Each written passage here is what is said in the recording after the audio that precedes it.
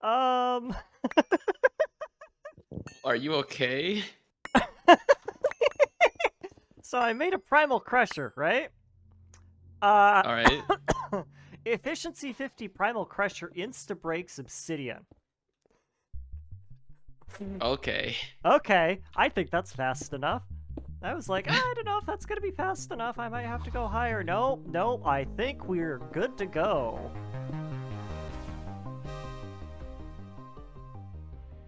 Welcome back. At long last, it is time to return to the world of Project Singularity, or, as I like to call it, Big TPS Suckland, a phrase that in no way foreshadows the content of the rest of this episode. Of course not. How could you possibly come to that conclusion? With the transition to MV almost among us, thank you. Our first priority is dealing with the many outstanding issues with our infrastructure, most of which can be summarized by saying we don't have any and we want some. All of it, in fact. Now, please. Our factories shall blot out the sun, etc., etc.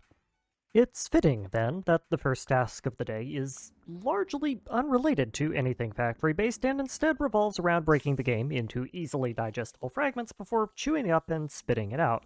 You know, as you do.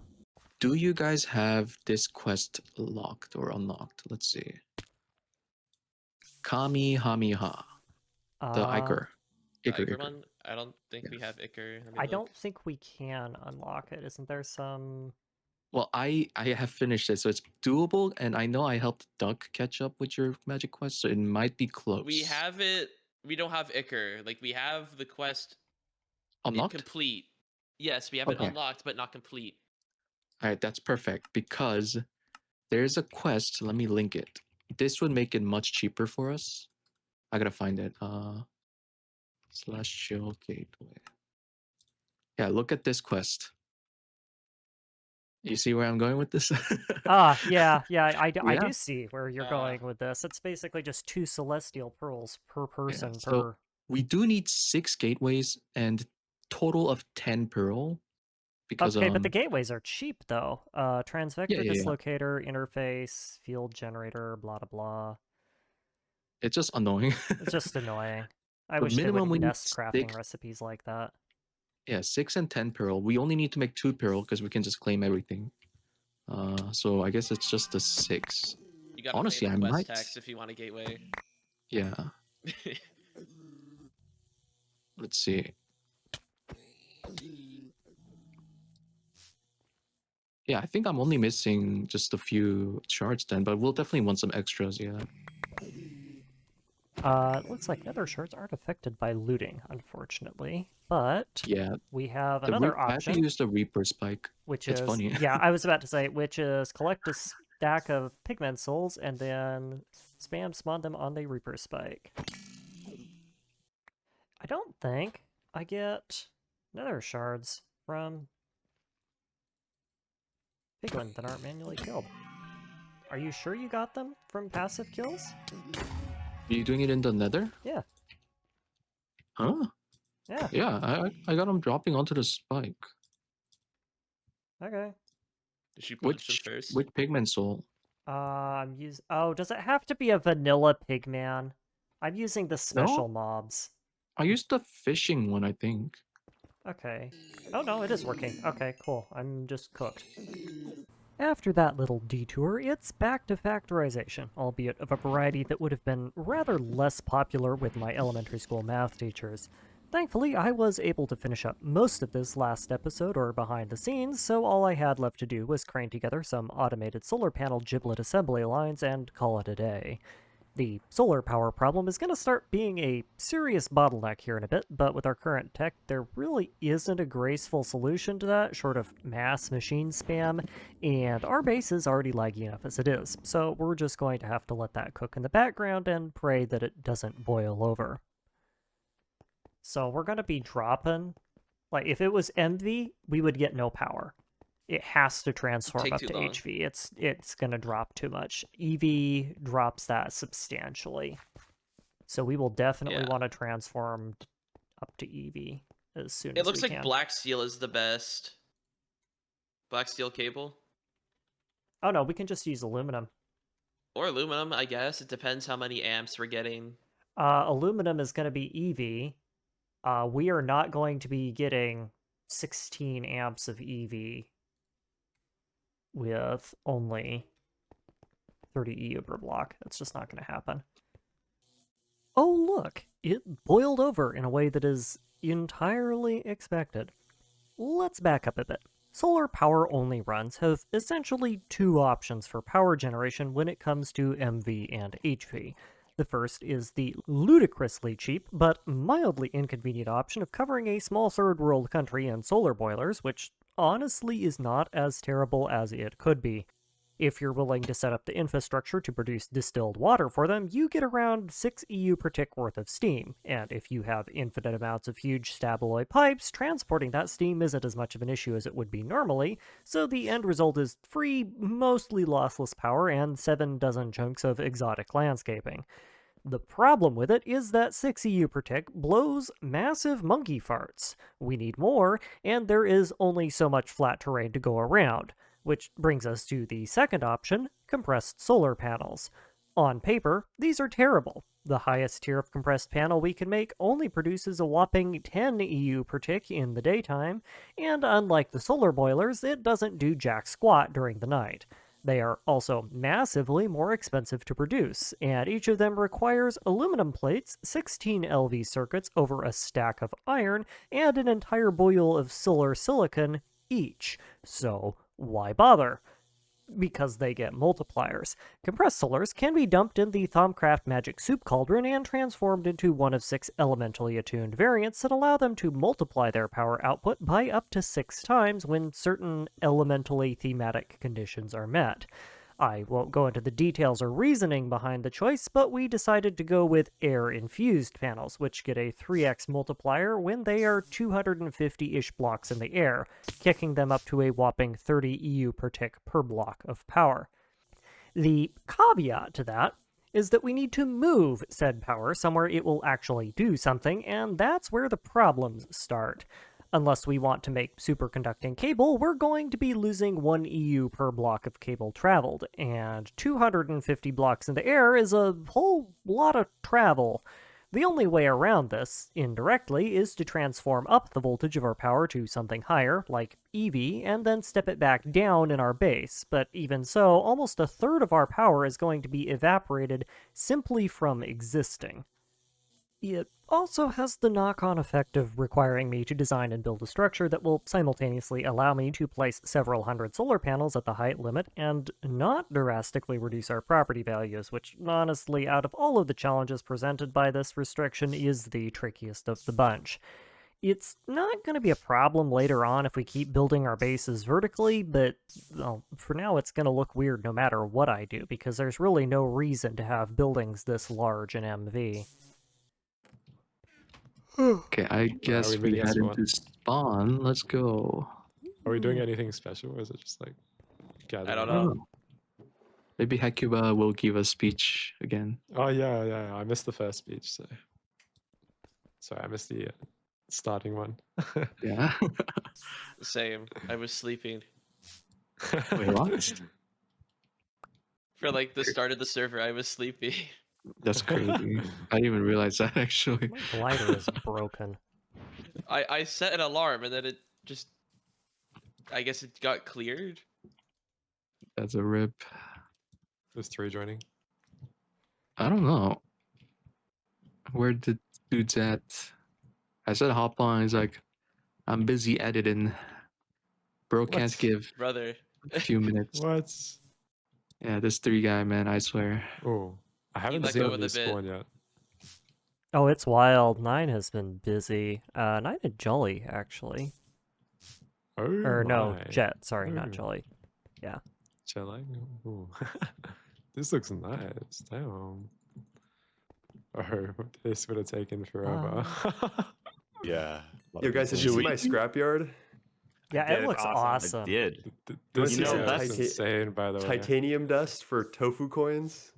Yeah. We actually bought like all of our diodes from that shop. So I was looking at that. Someone bought some diodes. Yeah, there's Damn. diodes. There's vacuum Diodes are tubes. there in here?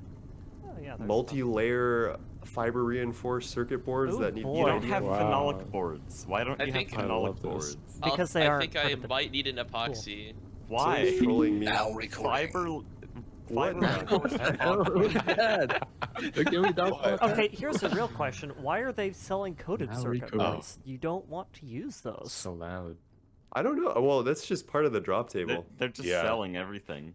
Do you Yeah, guys the like vacuum tubes are actually good. You wanna, the you wanna fully buy some built dirt blocks? EDF? That's You part guys want of to buy some dirt blocks? No, I was liking that. Yeah, I love it. I love the love it. little That's fire. smokestack thing. It looks so This realistic. looks awesome. I actually had to really do a nice. take Looks on it. really Like, I thought nice. pollution was disabled, but no, Yeah. you didn't make a running EBF. You just put a smokestack under. Yeah, yeah. It looks better than the vanilla EVF smokestack, actually. It's Yeah. just thicker. Yeah, honestly. Vanilla EBF? Crazy. Vanilla. Vanilla Campfire? I love vanilla EVF. Come on.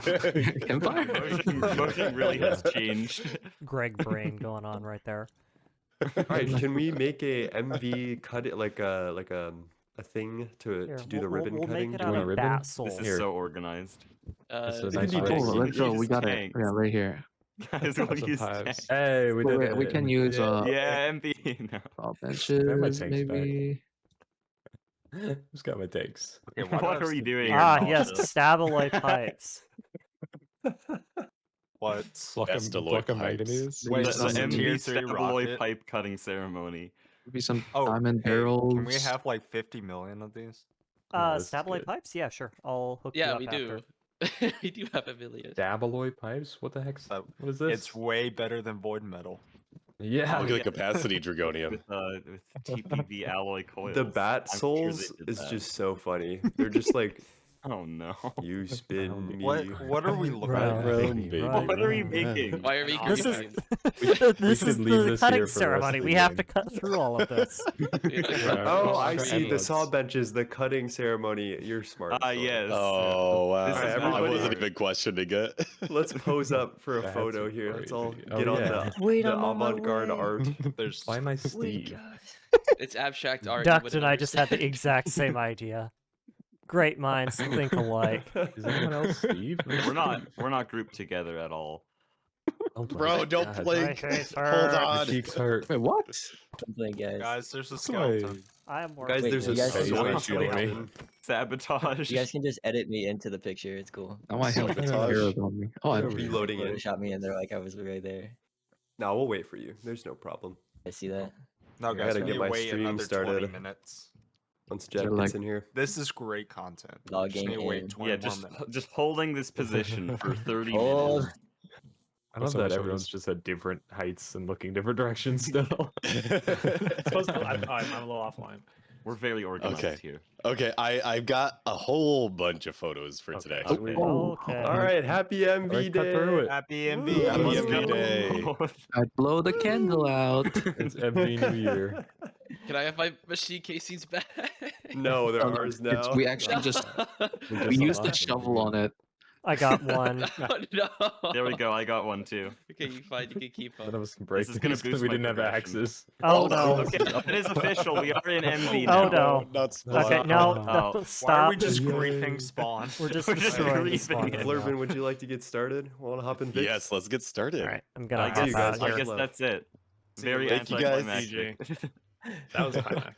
But wait, you thought the solar inconveniences were over. Wrong. While everyone else is off enjoying their new technological expansion, Mastiox and I were sitting around, twiddling our thumbs. Why? Because in addition to all the other issues they have, compressed solars require aluminum iron plates to construct, and those plates are gated behind an MV forming press, a machine that, per the rules of the server, we could only make today. This effectively kicks the kneecaps out of our power production, since until we have that solar array up and running, everything we do has to run off the poorly scaling steam power system that we used in LV. I chose to use most of that time to finish up the solar array build, mostly. Pay no attention to the multiple waterfalls of molten tin leaking out of the support columns, that's just what we call an aesthetic garnish. But regardless, with all the limitations that I was working with, I still have to say it came out looking vaguely decent. Once we get all of those panels placed, however, well, to put it bluntly, with all the tier skipping we've done, MV's a bit of a nothing burger progression-wise.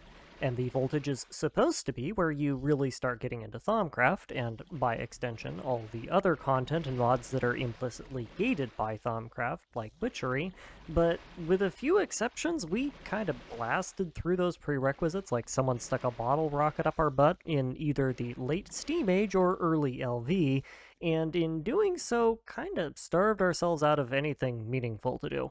This is, in large part, why this video's taken so long to get out, because once we got power and infrastructure prepped, Team Duckling just didn't have anything to do?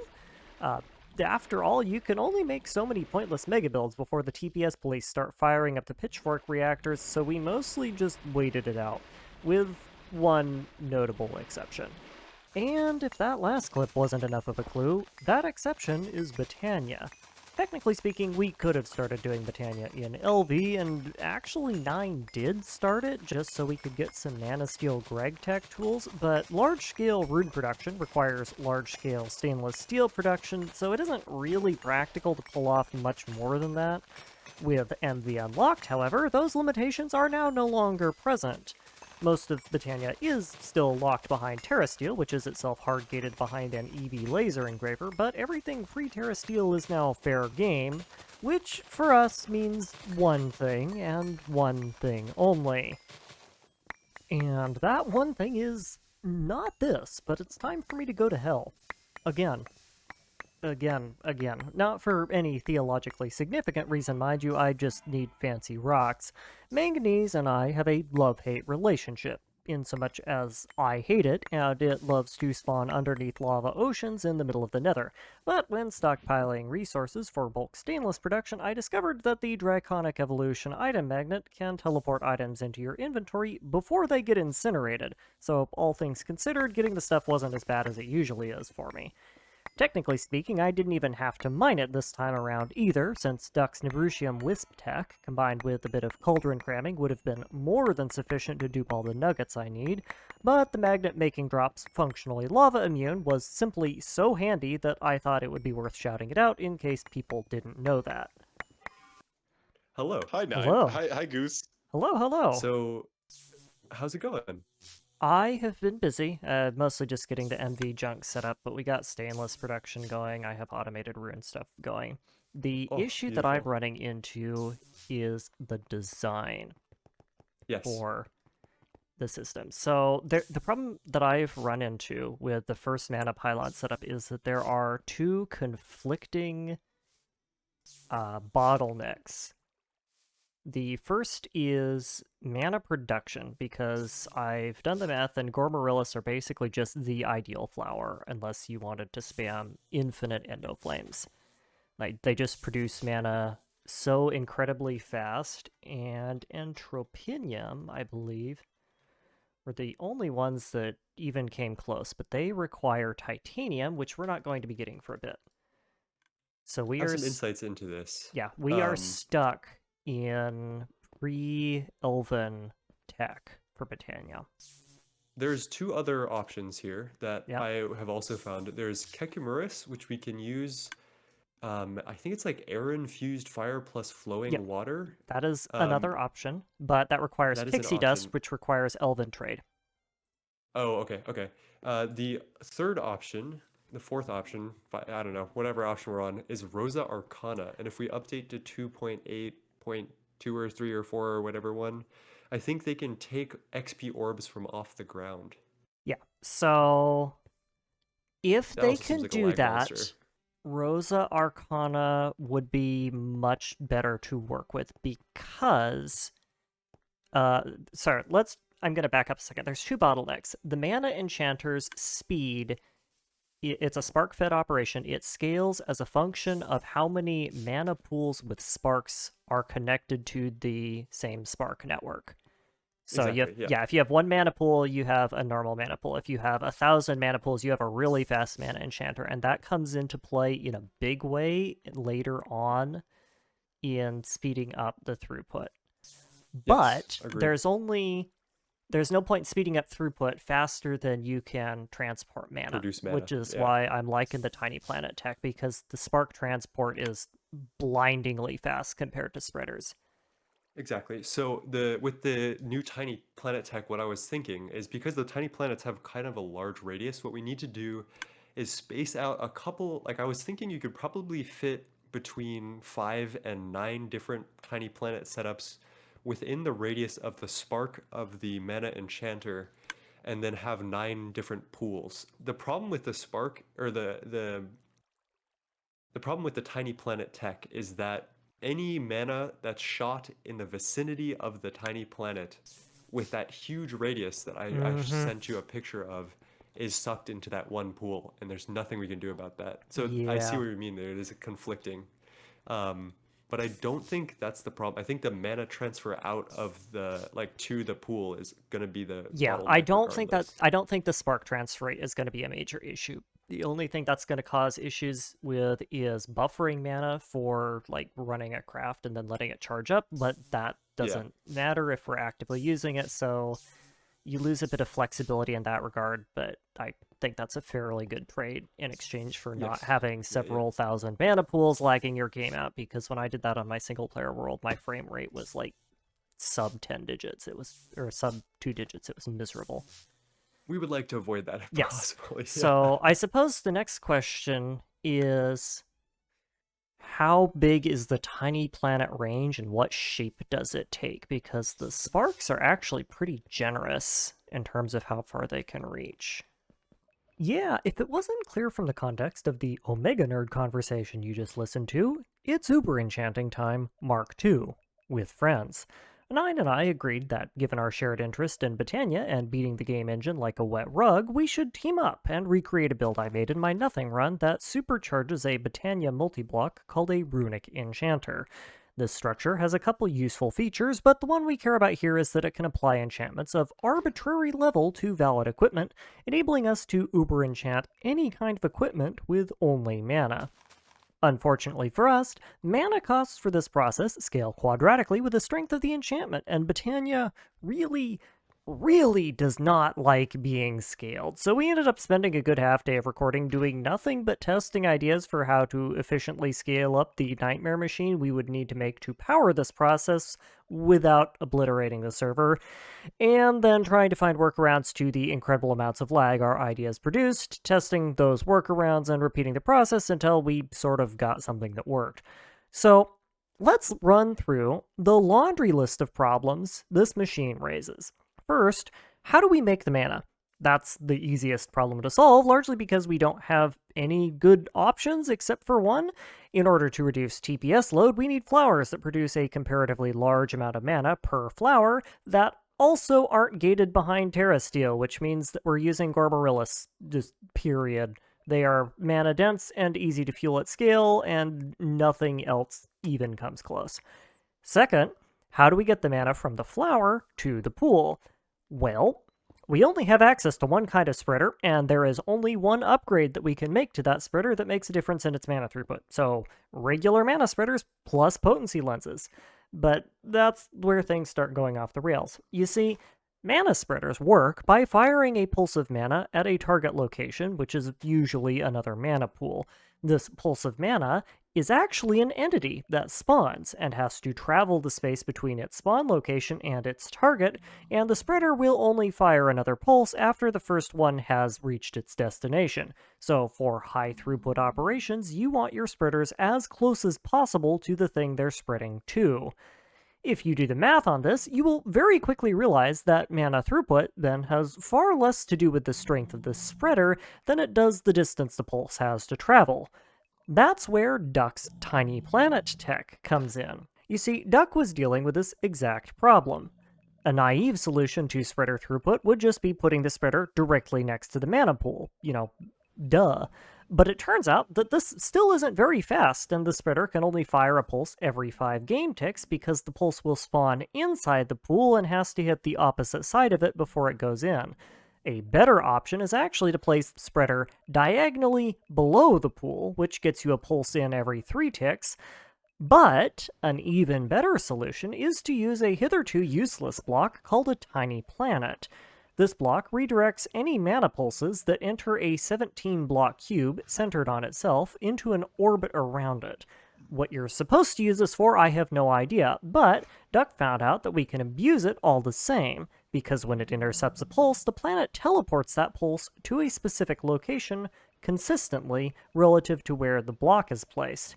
If you put a pool on that location and fire a spreader within the range of the planet, it then instantly teleports the mana entity into the pool and deletes the entity, which allows you to make spreaders that fire every 2 game ticks. This is gonna be good. So I guess the real question becomes, how much mana can Sparks dump? Didn't think I would see the day when that was gonna be the real question. Well, there is actually a different question, because there's another way of moving mana that's even faster than Sparks. It just sucks butt. It sucks an incredible amount of butt. You do it with thousands of just getting the mana tablets. and cycle them. Yeah.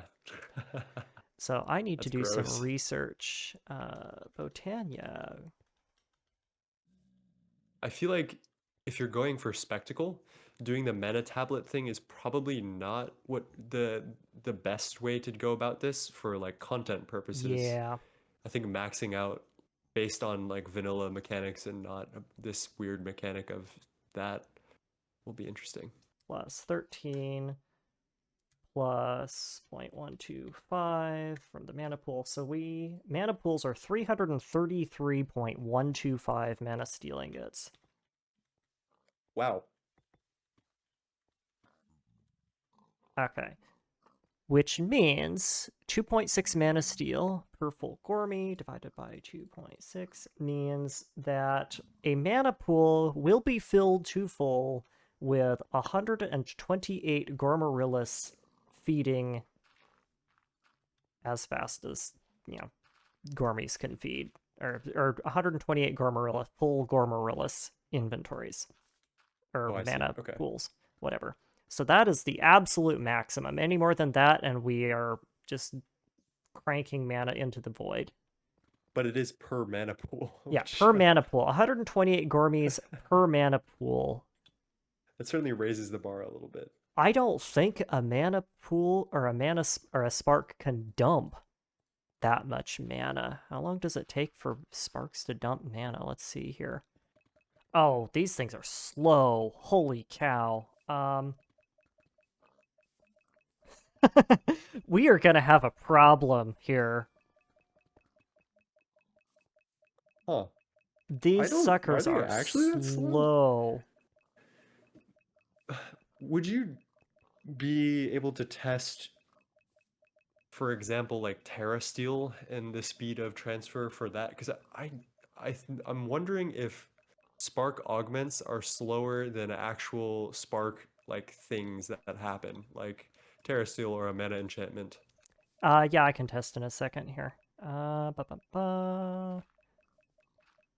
That honestly that surprises me a lot. is though, really if that's slow. the That case. is almost exactly 50 seconds, which leads me to believe Vasky probably coded it in as 50 seconds. That is terrible. Because terrible, yeah. I said 333. Give me my calculator, stupid game. So 128 divided by 50 seconds. 2.5 Gormarillis, or full Gormies per second? That's like 8 Gormarillis. Oh, those are bad. Yeah, All I right, don't next. think- That doesn't seem Yeah. right. Next question. It's not looking good, Chief. Oh Jesus. And I don't think the mana enchanter is any faster, because I remember this being a serious problem. So we're back to kind of square one in a way. We're kind of because back to the square one. planets Don't really help us at all. Unless we want to add the mana tablet transfer tech Boom. to the 30 mix. seconds. So that transferred in exactly 25 seconds, so that is exactly the same speed. Well, how bad is mana tablet transfer? Now, That's great and all, but all it really does for us is move the bottleneck forward a step, and now we're stuck figuring out how to pull all of this mana out of the pool. This is a much, much harder problem. Mana enchanters scale linearly as a function of how many sparks the enchanter's spark can pull mana from. Period. No exceptions. This means that if you want a faster enchanter, you need more pools with sparks on them nearby. Sparks can only transmit about 2.5 Gormies worth of mana, period, no exceptions. This means that effectively, all the tiny planet does here is up the number of Gormies a spreader can support from 1 to 2. And to make matters worse, tiny planets fight over incoming mana pulses deterministically. So if you have multiple planets in range of multiple pulses, one of the planets will win all of the mana all the time, which means that you can't have multiple planets in range of each other. So instead of the average of 8 blocks of space per Gormorillus that my old design used, a design using tiny planets would need 2,456, which means it's time for us to find another option. I mean, there is always the nuclear option, right? There is always the Which nuclear option. There's a couple of them. Which one are you referencing? I'm thinking dumping mana tablets and then just having a conga line of mana tablets with relocators spreading the mana tablets out. Strictly speaking, what I said earlier about Sparks having pretty terrible mana throughput isn't actually correct. Or it is, but only from a certain perspective. Sparks, and by extension mana pools, are capable of transferring and receiving an infinite amount of mana, or at the very least a goose-proof amount, which is a pretty high bar to meet, so it might as well be infinite. What is actually limited is how much mana can travel from one spark to another. In my nothing build, I solved this problem by having a mana pool per Gormorillus with a spark on each. One is less than 2.4, so no mana throughput issues there. In a perfect world, then, what we could do is stick something called a recessive spark augment on the receiving mana pool, which tells it to dump its mana into all other pools on the spark network, add a few hundred pools to said spark network, and then build the mana enchanter in range of the whole mess. We don't live in a perfect world, so the next best thing is to use the other supremely busted method of transferring mana, putting a ring on it. Like Sparks, the mana absorption rate of rings is capped. Like Sparks, it's also pretty slow, but unlike Sparks, it can be upgraded by placing mana tide bellows on the pool doing the delivery, and you can stack more than one ring on a pool at a time. This has some obvious practical applications. So here's the test. How long does it take to drain a mana pool with a stack of these on it? Can you put multiple? Yeah, if you put multiple, it's over. It's over. That's your problem. That's 64 items. That is nothing. We are now scaling as a function of how many spreaders we want to cram into this one poor tiny planet. Yeah. So we don't actually need that huge of a setup if that's the case. And then, we nice. do, because we'll have to item transfer. Ender IO, advanced item filter only for full bands of mana, transfer them to a delivery system that slowly fans them along a bunch of mana pools with sparks or something. Yeah. And then cycles them back at the bottom. It's not going to be pretty, but it's totally doable. We can make it pretty with the amount of space that I have. Oh, I will work on making it pretty. Okay, so when I say it's pretty, I mean mechanistically. We can slap pretty exterior coatings on it, but my steel farm is not pretty. Okay, that's just, I guess, how we do it, because there is no other way to do it unless you want to spam individually mounted mana pools, and then it's just straight up slower. Alright, we have the theory down. Let's implement it. The first step is making a, frankly, obscene amount of food. Our initial plan called for 512 Gormies, which eat just everything. They will eat everything. Normally, Pam's Harvestcraft kind of trivializes the food production problem, but New Horizons balancing justifiably nerfs most of its recipes into the basement. most. One of the exceptions to this is stuffed eggplant, which despite being a single-step crafting recipe that only needs 1 garlic clove and 1 eggplant, produces a food item that's comparable to vanilla bread in nutritional value. This is such a good food, comparatively speaking, but gourmets only need to eat it once every 4 seconds to maintain maximum output, which reduces our production demands for food to a measly 2 stacks a second. Now, normal farms clearly are not going to cut it here. Conveniently, we don't do anything normal in this place, so that's a pretty easy thing to deal with. Random Things, the mod, has a block called fertilized dirt that lets you plant crops without water and will randomly give the crops planted on it extra growth ticks. It's a pretty common archetype as far as things that mods can add go, and quite a lot of agriculture-focused mods have something like this. And yes, you'll notice that I'm building with Z-Tone's garden soil here. I fixed that in a bit. What's special about the Random Things implementation, however, is that its randomness is actually tied to the same tick system that does things like power crop growth, and as such, its bonuses scale with the number of times the block is ticked. Gee, I sure wonder what happens if we accidentally make the farm blocks tick a whole lot of times really quickly with an easily spammable item like a, Timewood clock. So yeah, it stacks. And this whole design works really well. Slap a hopper hawk on the thing next to some barrels, add in a world interaction upgrade with like 20 speed upgrades, and boom, just like that you have more stuffed eggplant than even an army of gourmets could ever hope to eat. In fact, it works so well that I'm actually disassembling the farm here, because we decided to build it in 9's base, which is chunk-loaded, and within the span of a few hours, the system clogged its internal storage buffer with 4 million stuffed eggplant, stopped picking up all of the crops on the ground, and killed the server because I forgot to put voiding upgrades in the barrels. Oops. This actually ends up being a blessing in disguise, however.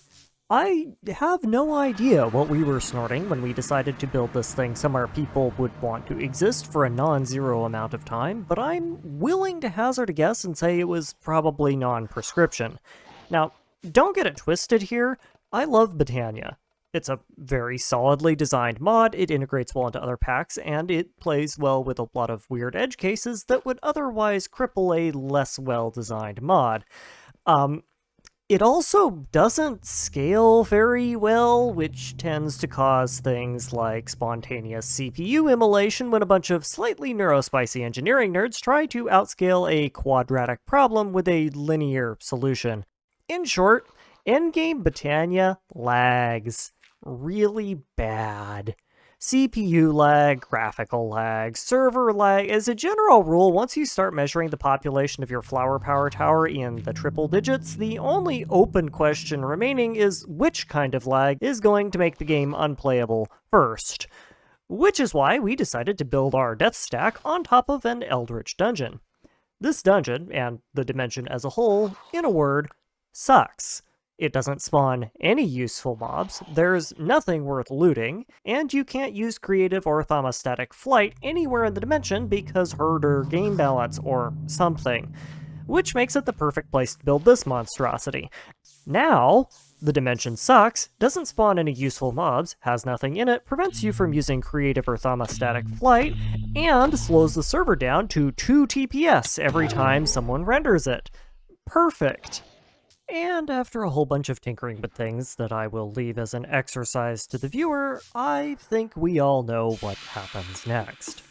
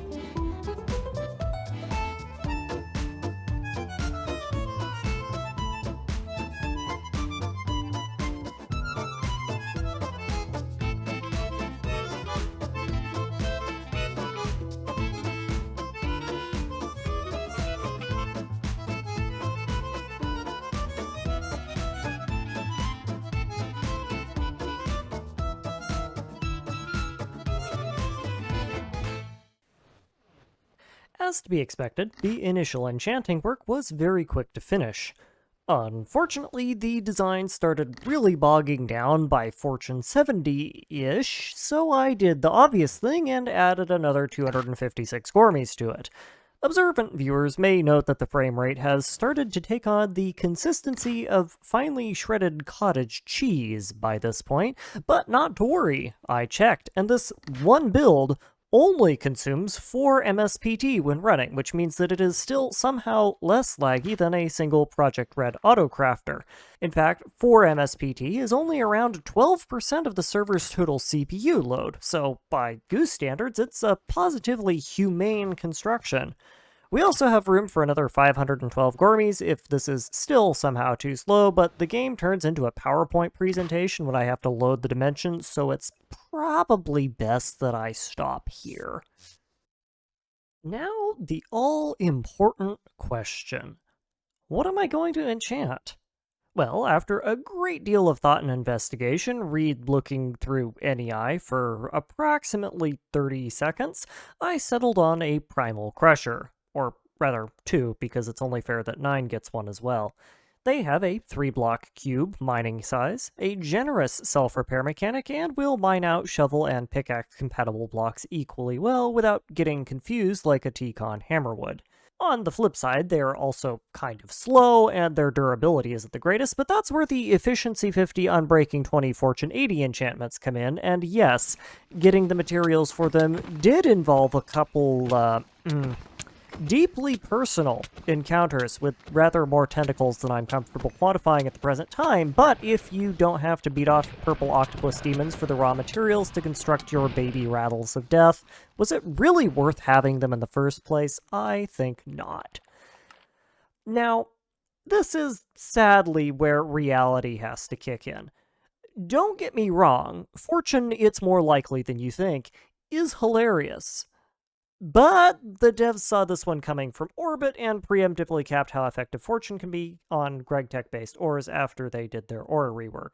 This is, in my personal opinion, strong evidence that said devs are delicate snowflakes who are simply unable to cope with the logical result of turning an extremely irate waterfowl loose in their sandbox, or, in other words, anti-fun. Or are possibly just smart enough to realize that if they hadn't done this, then every server on the planet would spontaneously combust as it tried and failed to keep up with the inevitable fight that would result from people building ever larger Uber enchantment setups to one-up each other.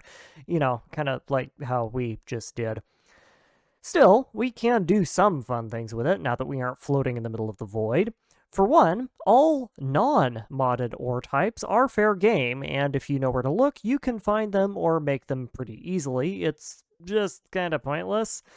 Pretty much everything else other than Gregtech ores also works just fine with Fortune, including things like Ender.io farming stations, which has some interesting implications down the line, but the only real benefit of substance is that the devs messed up and forgot to nerf small ore yields.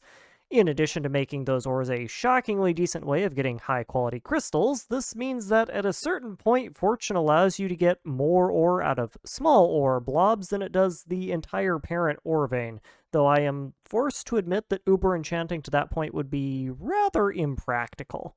Still, those are niche uses more often than not, so other than some quality of life stuff, I am once again forced to conclude that Uber enchantment just really isn't all that valuable as a practical tool. So with all that in mind, then why did I bother doing this? Well, if you hate Tinker's Construct, being able to turn anything into an unbreakable instamine tool is nice, but mostly because it was funny. Like, I'm gonna be real here, there's no reason to stack Fortune this high. Now, sure, I can, in principle, just get a stack of sugar for every block of sweet that I break now, but Uber enchanting a spike and jamming it in a witch farm would still be miles better in every respect. And so, after many weeks of waiting, HV Day is almost upon us. Or, rather, upon me, because for the rest of you, I think that's where we're going to leave off for the day. Thank you all for your time, and in this particular instance, also your patience, and, as always, I hope you enjoyed.